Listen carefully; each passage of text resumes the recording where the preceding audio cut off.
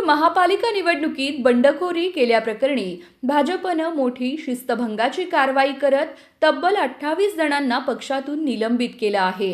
यामध्ये माजी नगरसेवक विठ्ठल कोटा, श्रीनिवास कर्ली, वैभव हत्तुरे यांच्यासह अनेक विद्यमान व माजी पदाधिकाऱ्यांचा समावेश आहे। शहर भाजप अध्यक्ष रोहिणी तडवळकर यांनी याबाबतची अधिकृत माहिती दिली। भाजपचे प्रदेशाध्यक्ष रवींद्र चव्हाण यांनी बंडखोरांना बंडखोरी मागे घेऊन पक्षात सक्रिय होण्यासाठी 1 दिवसाची मुदत दिली होती। मात्र ही मुदत संपल्यानंतरही काही कार्यकर्त्यांनी आपली भूमिका कायम ठेवत पक्षविरोधी कारवाया सुरूच ठेवल्या। त्यामुळे अखेर पक्षाने कठोर पाऊल उचलत निलंबनाची कारवाई केली।